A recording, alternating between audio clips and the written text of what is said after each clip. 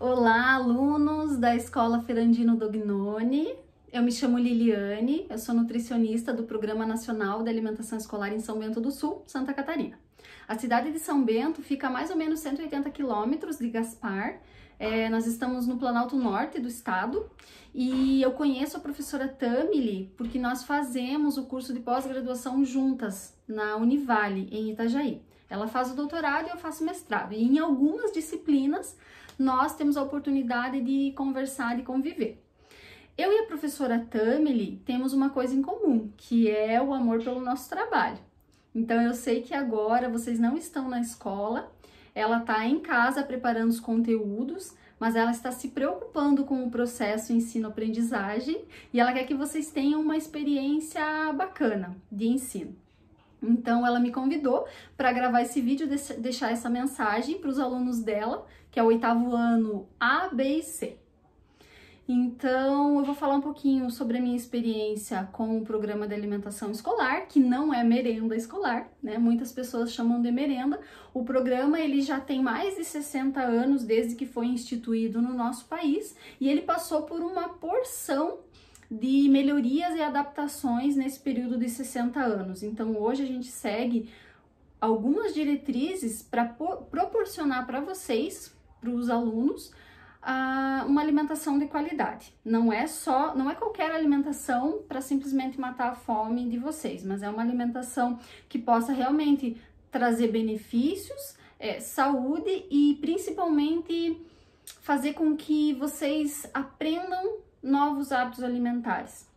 Vamos pensar aqui, quem de vocês já não teve a oportunidade de comer na escola um alimento que nunca tinha comido em casa? Isso é educação alimentar e nutricional, né? Então, eu sei que vocês já trabalham com a professora na disciplina de biologia, algumas questões relacionadas à alimentação, vocês já têm noção.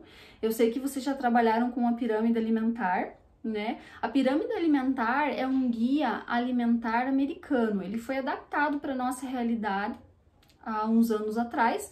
Só que nós, os nutricionistas em geral, não gostamos muito de trabalhar com uma pirâmide alimentar, porque ela é um pouco difícil para entender e até para explicar. A ideia da pirâmide alimentar é colocar na base aqueles alimentos que a gente deveria consumir numa quantidade maior, mas isso pode gerar uma confusão e nos fazer entender que aqueles alimentos são mais importantes e que os que estão lá no topo não devem ser consumidos, ou enfim, às vezes é difícil explicar. Desde o final do ano de 2014, quando o Ministério da Saúde lançou o Guia Alimentar para a População Brasileira, nós estamos trabalhando com as orientações deste guia, que eu convido vocês a conhecer. Esse guia é bem bacana. Eu vou falar um pouquinho para vocês de quais conceitos esse guia traz. Assim como a pirâmide, o objetivo deste guia é dar para a população algum tipo de orientação em relação à alimentação e que possa auxiliar as pessoas a ter melhores escolhas alimentares. O foco da pirâmide eram as porções.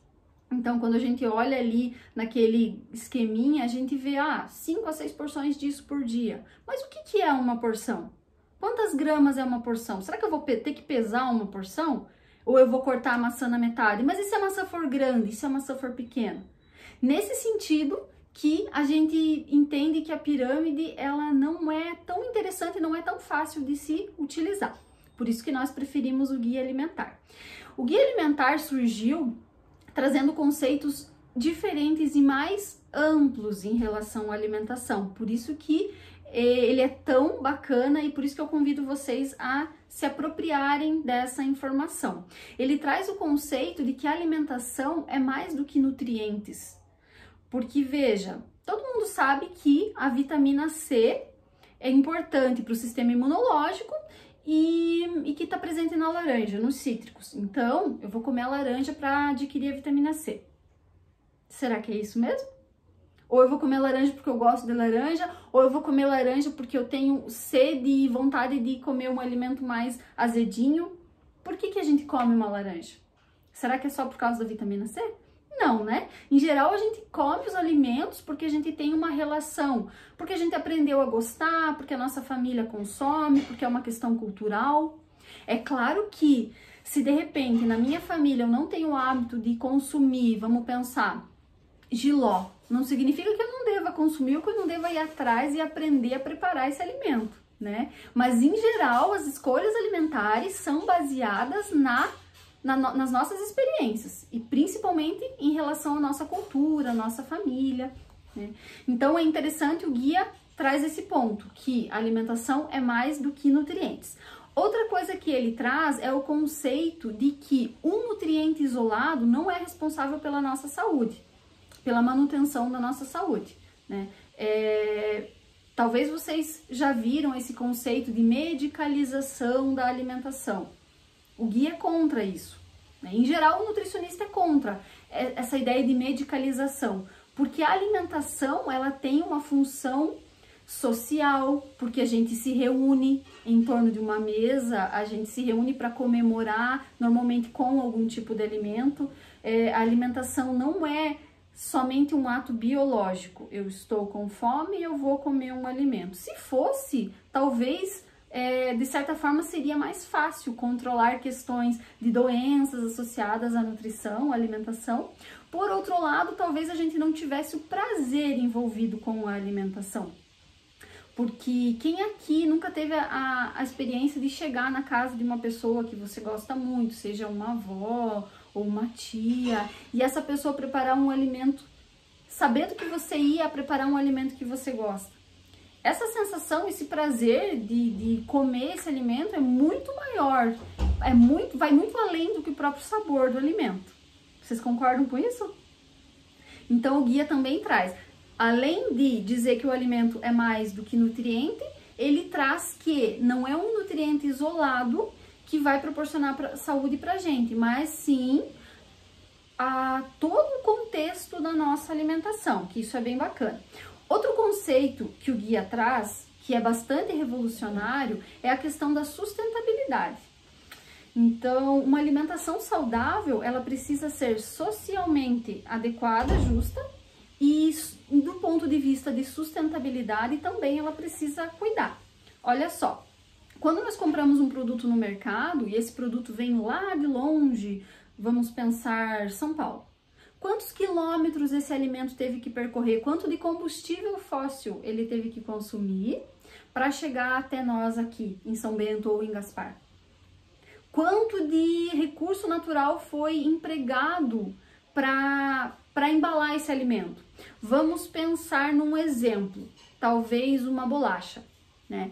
Quando a gente compra uma bolacha no mercado, ela vem com uma embalagem, mas para chegar no mercado, ela se valeu muitas vezes de mais uma embalagem externa. Alguns pacotes de bolacha ainda tem uma embalagem dupla. Então, você abre aquela embalagem externa e dentro tem mais alguns pacotinhos ali. Olha quanto plástico esse alimento acaba trazendo para o meio ambiente quando a gente consome. Então, são essas questões que a gente precisa pensar que vai além do simples fato de ingerir um alimento. Outra coisa bacana é pensar que quando a gente compra local, o que é comprar local? É comprar de um vizinho que produz. Claro, no mundo ideal, nós deveríamos ter a nossa horta, mas a gente sabe que não é possível, né? Nem todo mundo consegue ter ali um espacinho de terra para produzir ou mesmo um vaso, né? E mesmo que a gente tenha, a gente não vai conseguir produzir todos aqueles alimentos que a gente precisa no dia a dia, né? Mas então, quando a gente vai comprar, o que é melhor? Comprar numa grande rede de supermercado, que de repente traz esse produto de longe ou importa, em alguns casos pode até vir de fora do Brasil, ou a gente comprar em uma feira de agricultores, uma feira de produtos locais. Será que aí em Gaspar tem?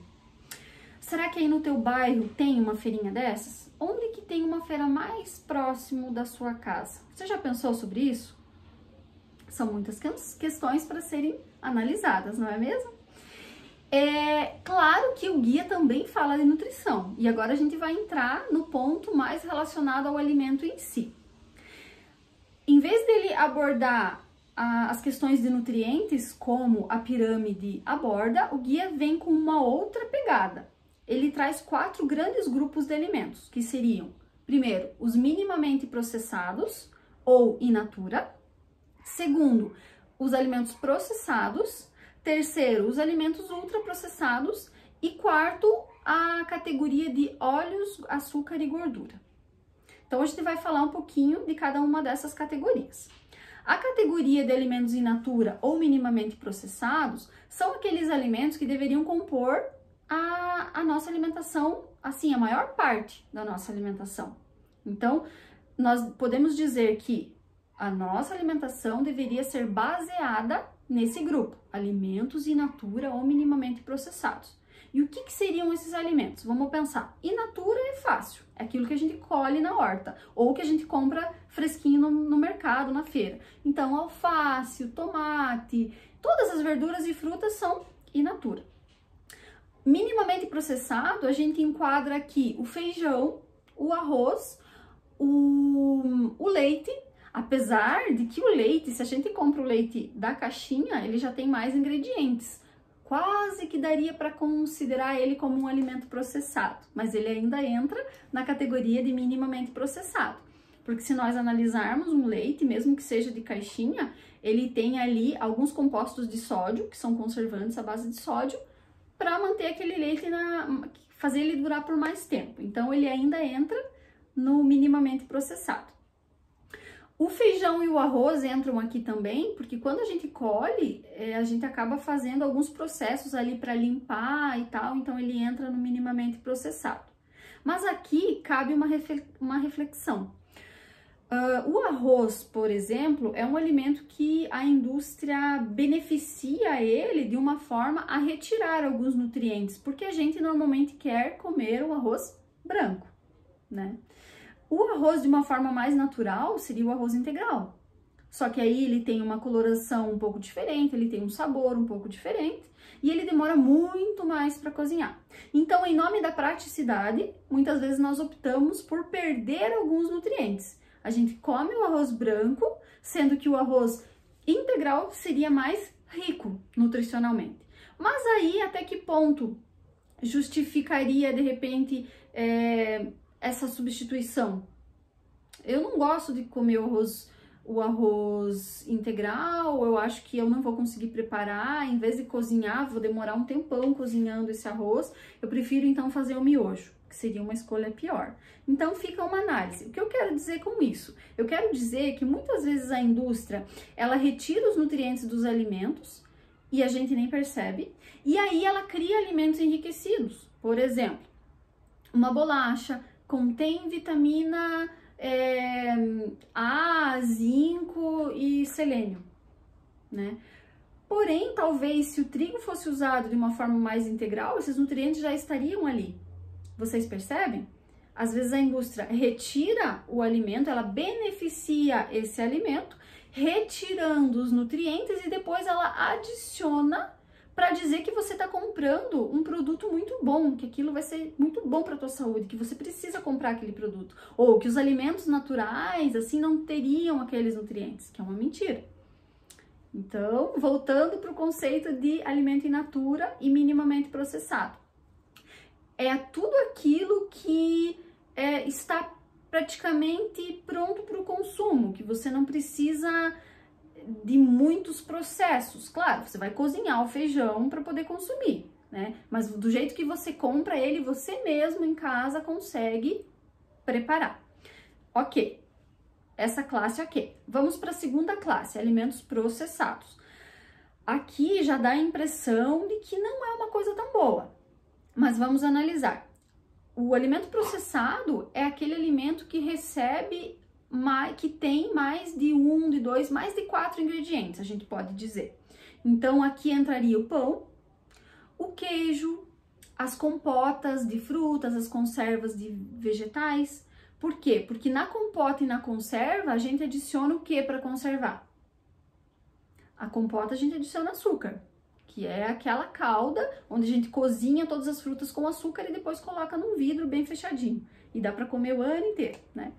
E a conserva de vegetais, a gente adiciona normalmente sal, vinagre. Então, adiciona alguns ingredientes para aumentar o tempo de validade desse alimento. Por isso que a gente chama de processado. No caso do queijo, também são adicionados o fermento lácteo ali, a salmoura, para deixar ele salgadinho. Então, por isso que é processado. Vamos pensar, macarrão. Macarrão também é processado. A gente coloca trigo, ovos, gordura, sal, né? O pão. Como que faz um pão? Quem aí sabe fazer pão? O pão a gente normalmente usa o fermento, o sal, açúcar, gordura e água. Agora, se eu compro esse pão no mercado, será que esse pão só tem esses ingredientes? Vocês já observaram o pão do mercado, como que ele é? Vocês já observaram que às vezes a gente compra o pão do mercado e ele fica dias ali no armário e não estraga? O pão caseiro, às vezes 3 dias, ele já começa a dar aqueles sinais de crescimento de fungos e leveduras. Então, se vocês pensarem num pão industrializado, num pão comprado pronto, ele deixa de ser processado, ele passa a ser ultraprocessado. Mesma coisa acontece com os outros alimentos que a gente citou. Se você olhar na lista de ingredientes, que eu vi que a professora mostrou para vocês num videozinho que ela fez, se na lista de ingredientes estiverem substâncias que você não sabe o que são, por exemplo, anti-espumante, anti-umectante, aromatizante, espessante, emulsificante, se na lista de ingredientes estiver um desses nomezinhos, significa que esse alimento não é mais processado, ele passa a ser ultraprocessado. O alimento processado é aquele que você conseguiria fazer em casa. Pense um pouquinho nesses exemplos que eu dei. Será que a gente consegue fazer macarrão em casa? Consegue, né? Pão, a gente consegue fazer pão em casa? Consegue, é bem fácil. A gente consegue fazer uma bolacha? Consegue fazer uma bolacha. Inclusive, a média de ingredientes de uma bolacha é em torno de 8 ingredientes. Por quê? Porque você coloca ali normalmente um sabor, coloca um coco ralado, coloca uma noz moscada para dar um saborzinho. Então, ela passa de 4 ou 5 ingredientes. Mas ela ainda continua sendo um alimento processado. Por quê? Porque ali só tem produtos que a gente mesmo consegue trabalhar em casa. Se a gente pensar no rótulo de uma bolacha Maria, um exercício para vocês. Aquela bolachinha bem famosa, bem conhecida, que todo mundo gosta de comer com leite normalmente, né? A bolachinha Maria. Olhem na lista de ingredientes dessa bolachinha. Olhem e contem quantos ingredientes tem ali. Fica de exercício para vocês. Outra coisa que eu quero que vocês olhem. Iogurte industrializado. Iogurte que vocês compram no mercado. Aquele de pacotinho ou de bandejinha. Olhem quantos ingredientes tem. Um iogurte natural, feito em casa, seria um produto processado. Um iogurte comprado no mercado é um produto ultraprocessado. Por quê? Porque ele tem uma porção de ingredientes a mais que em casa a gente não precisaria utilizar, né? O que a gente usa para fazer um iogurte natural? Leite, fermento lácteo. Se você quiser que ele fique mais durinho, você pode usar um pouco de leite em pó. Mas se não, não. Se não, é só o leite e o fermento lácteo.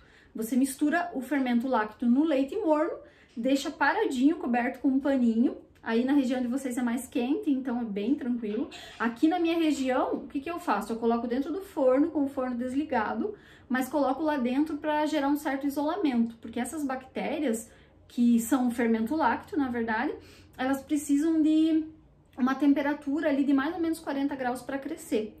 E como é que elas transformam esse iogurte, esse leite em iogurte? As bactérias, ou o fermento lácteo, eles crescem ali no leite utilizando a lactose, que é o açúcar do leite. Então, eles como se fosse comem essa lactose e transformam esse leite em iogurte. Então, ele fica durinho. Aí você pode me perguntar, mas então o iogurte natural não tem lactose? Tem bem menos. Quem tem intolerância à lactose, mais uma intolerância que não é tão severa, pode consumir iogurte natural e não tem tanto efeito. Um copinho pequeno. E aí eu falei do fermento lácteo, né? O fermento lácteo nada mais é do que o iogurte que a gente compra no mercado, aquele iogurte natural. Talvez vocês nunca observaram, mas lá junto com aqueles iogurtes cheios de sabor e de corante, de coisas ruins, tem também um potinho meio sem graça, com poucas cores, não é muito colorido, para não chamar muita atenção, chamado iogurte natural. Dentro desse iogurte natural existe leite, normalmente leite em pó e fermento lácteo.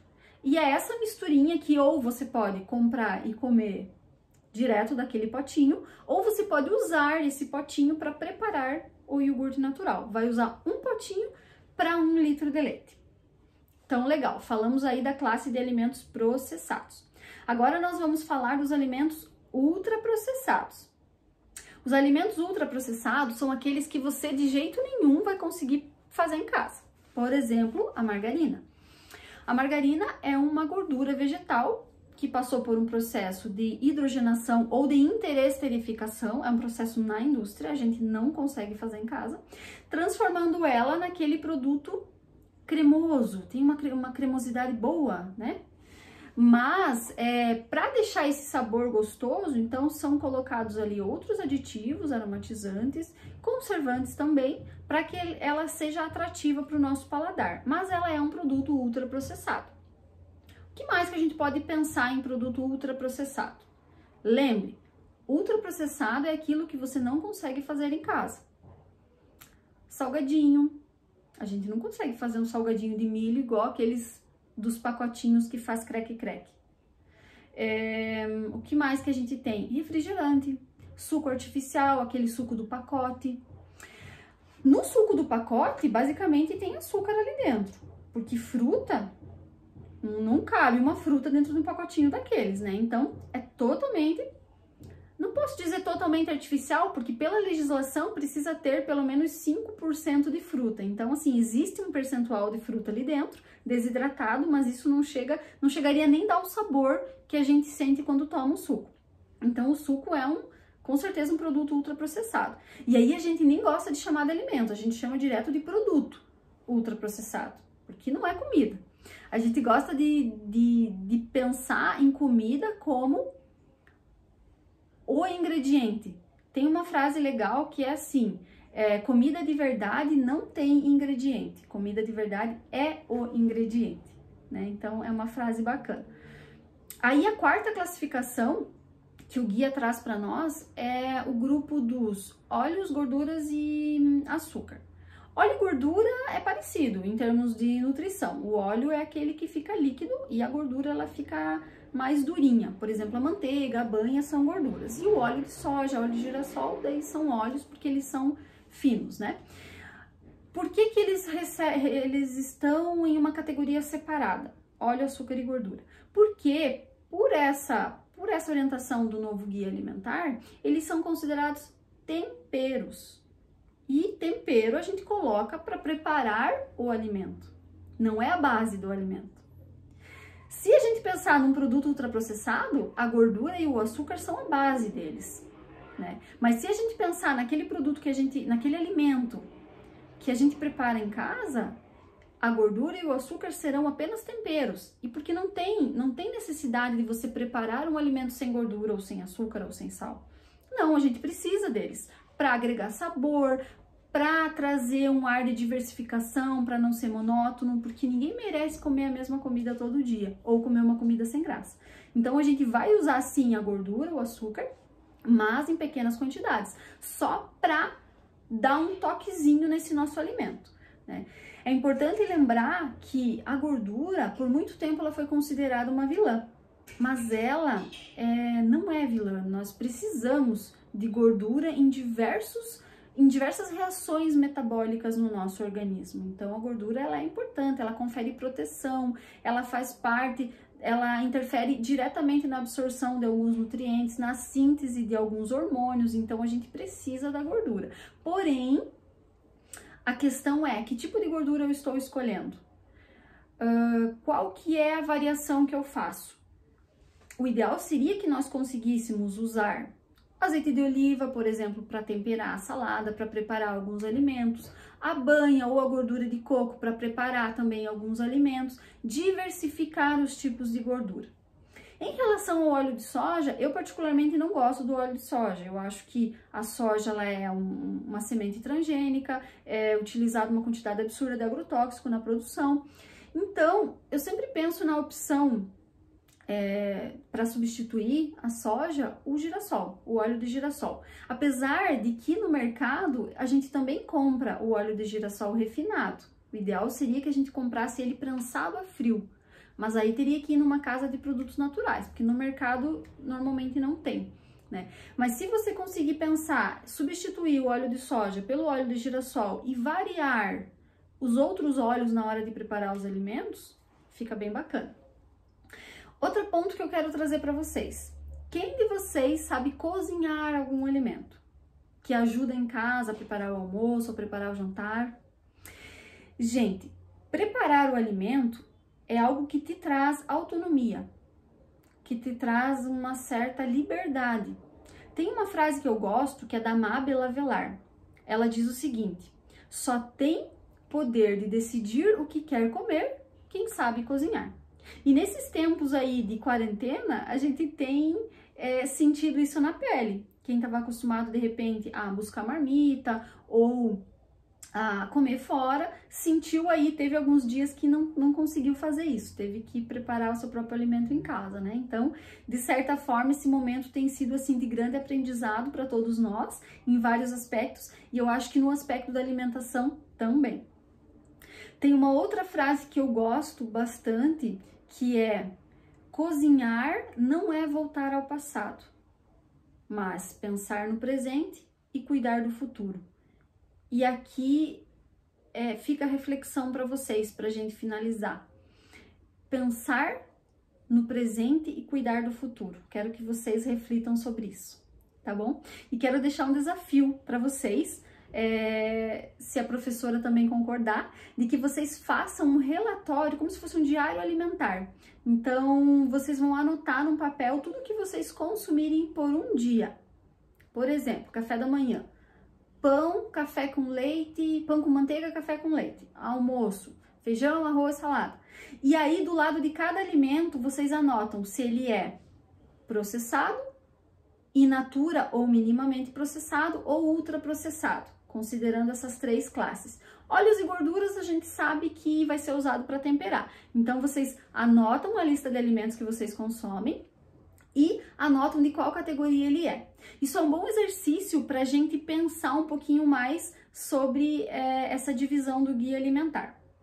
Se vocês quiserem olhar o guia alimentar, vocês podem procurar no Google, digita ali no Google, Guia Alimentar para a População Brasileira, 2014. Ele tem uma capa azul, bem bonita inclusive. Ali traz toda essa explicação do que eu falei, claro, de uma forma bem mais descritiva.